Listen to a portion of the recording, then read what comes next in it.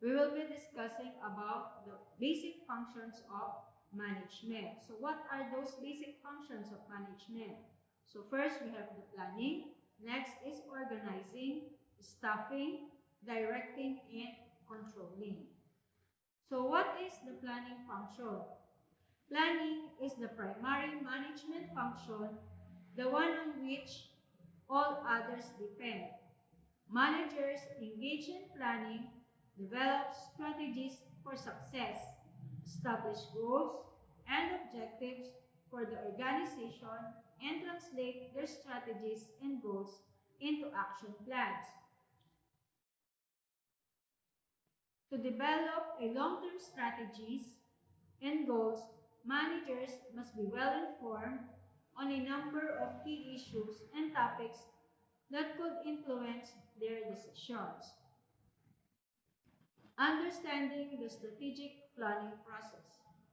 Strategic plans outline the firm's long-range or from 2 to 5 years organizational goals and set a course of action the firm will pursue to reach its goal. The 8 major areas of a long-term goals are the market standing, innovation, human resources, financial resources, physical resources, productivity, the social responsibility, and the financial performance. So why market standing? Market standing refers to the ranking of a company in an industry in comparison to its competitors. So, as a company, we should know where we stand in the market. If we are being behind by our competitors, so we are going to do something to make us ahead of them. Next is the innovation. So this is the next step. So after knowing where you are in the market, so you should use innovation or in the introduction of something new. So innovating is to introduce something new. So without innovation, there isn't anything new, and without anything new, there will be no progress. So if we do not innovate, so parang mag-stick lang tayo kung saan tayo. So parang hindi tayo magiging progressive.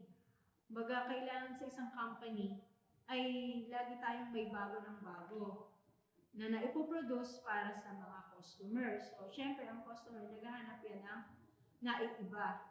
So, once may naiba, so doon sila, yun ang bibilin, di ba?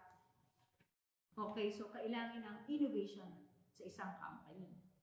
Okay, next is the human resources. Human resources is the department within a business that is responsible for all things worker-related. So, sila yung nag-hire ng mga employees na kailangan dun sa ng company. Actually, ng company. Okay, next. Next is the financial resources.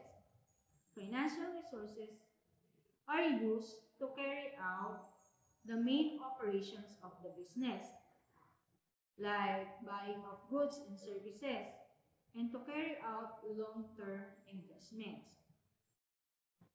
Next is the physical resources.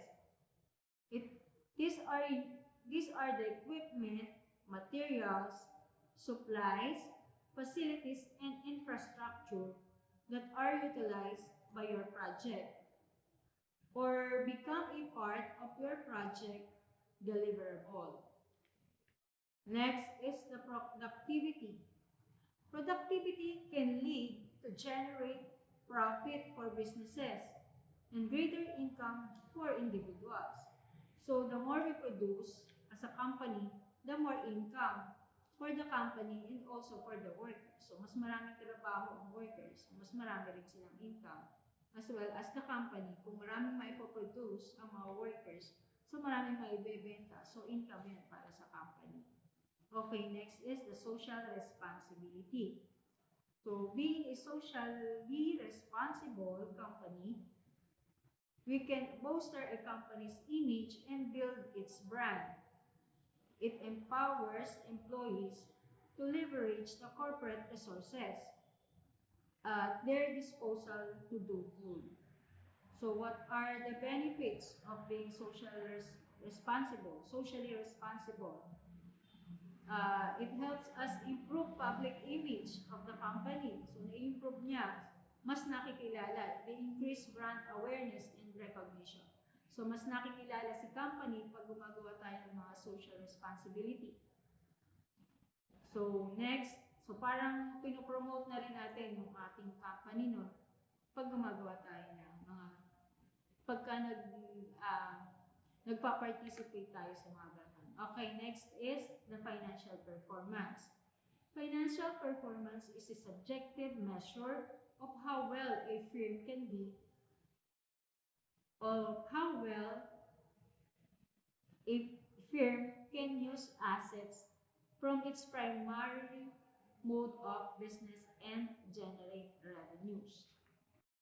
A good strategic plan answers these following questions.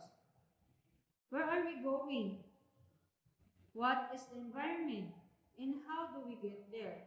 So, para magkaroon ka ng isang magandang strategic plan, dapat kaya mong sagutin yung tatlong questions na to. And also, the managers must study these different factors like budgets, the production schedules, the industry and economic data, the customer preferences, the internal and external data, and the competition. So, dapat pag-aralan ng isang managers yung different factors na ito. For example, the budgets. Budgets allows you to determine in advance whether you will have enough money to do the things you need to do or would like to do. So, kailangan natin malaman kung kaya bang i-provide ng company when it comes to budget. So, may budget pa yung company para ma-provide yung ating gustong gawin dun sa company. Okay, next is production schedules. So, the allocation of resources, events, and processes to create goods and services. To be adequately balanced, customer use with the resources that are available. Industry and economic data. It is a data set showing how industries interact with each other and with the rest of the economy. Industry is a group of companies that are related based on their primary business activities. Customer preferences. These are the expectations, the likes, the dislikes, motivations, and inclinations that drive a customer purchasing decisions. So as a company, dapat alam natin kung ano ba yung gusto ng customer. Kasi nga, may kasabihan tayo na customer is always right. So kung as much as possible na kaya natin ibigay yung gusto ng customer na kailangan natin i-improve. So gagawin natin para maging mas makilala yung ating product at mas maging mabili sa market. Next is the internal and external data.